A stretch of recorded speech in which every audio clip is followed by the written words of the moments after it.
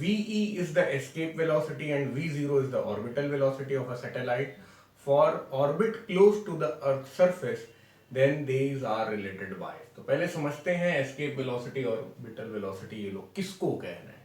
आप इतनी तेज कोई चीज फेंक दें कि वो अर्थ की ग्रेविटी से हमेशा के लिए फ्री हो जाए, वो होती है एस्केप वेलोसिटी. ठीक है. VE. किसी भी प्लैनेट की एस्केप वेलोसिटी निकाल सकते हैं. अपनी अर्थ की एस्केप वेलोसिटी आप कमेंट्स में बताइए. बहुत आसान है वैसे तो, काफी लोग को याद होगा.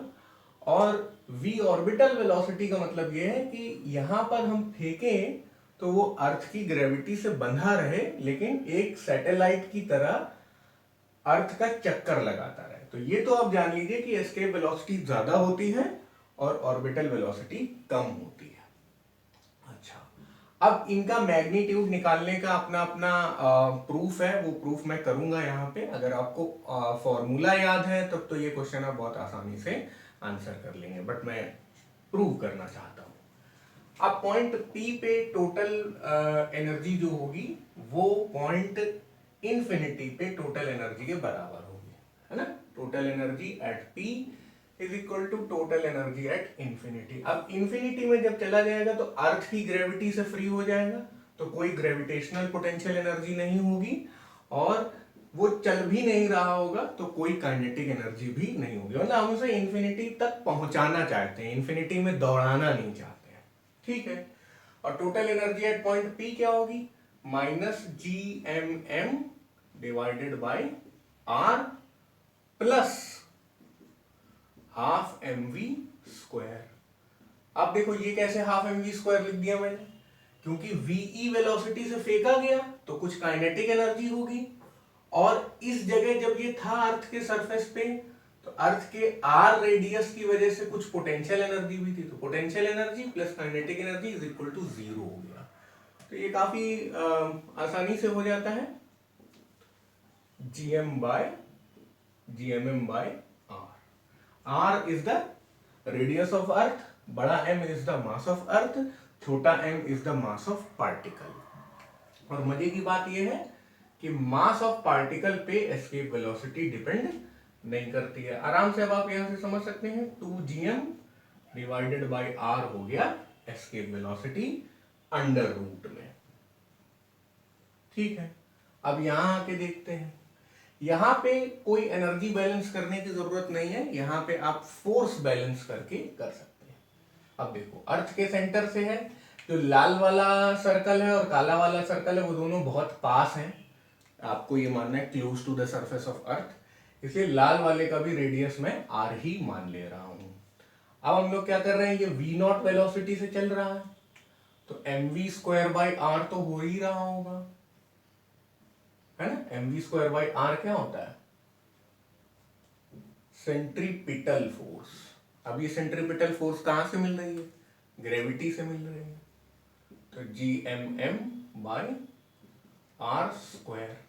बस. तो ये तो और भी आसानी से हुआ जा रहा है. V0 अपना क्या आ गया? V0² आ गया. GM बाय एक R भी कैंसल हो जाएगा तो V0 आ गया √GM/r. तो जो बच्चे फॉर्मूला नहीं याद करते हैं वो भी इस छोटे से डेरिवेशन से ये क्वेश्चन आंसर कर सकते थे. अब एक और रिलेशनशिप होता है जो हम लोग जानते हैं, mg is equal to GMM/r².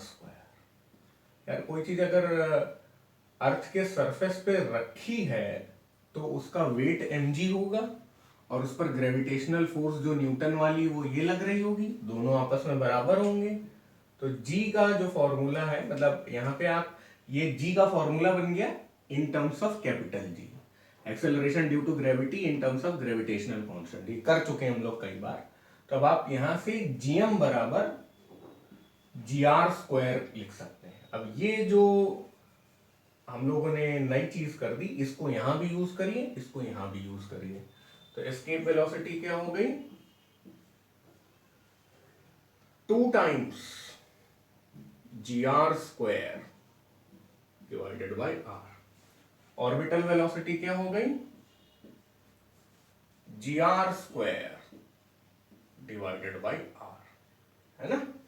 तो आपको एक और मतलब ये वाला फॉर्मूला थोड़ा और अच्छा लगता है देखने में, तो यही फॉर्मूला याद करने की बात मैं कर रहा था। अगर आपको ये फॉर्मूला याद है तो बहुत जल्दी ये वाला क्वेश्चन किया जा सकता है कि VE और V0 में क्या रिलेशनशिप है। अगर नहीं याद है तो ऐसे करिए जैसे मैं कर रहा हूं, ये भी काफी आसान है, लेकिन टाइम लगेगा थोड़ा सा, और ये डेरिवेशन आना चाहिए। आप जब स्कूल में पढ़ते हैं तो 11th क्लास में भी आपसे पूछा जा सकता है। ठीक है, ये भी एस्केप वेलोसिटी का फॉर्मूला है, ये भी एस्केप वेलोसिटी का फॉर्मूला है, ये भी ऑर्बिटल वेलोसिटी का फॉर्मूला है, ये भी ऑर्बिटल वेलोसिटी का फॉर्मूला। अब आप देख सकते हैं कि इसमें √2 मल्टीप्लाई कर दिया जाए तो एस्केप वेलोसिटी आ जाएगा।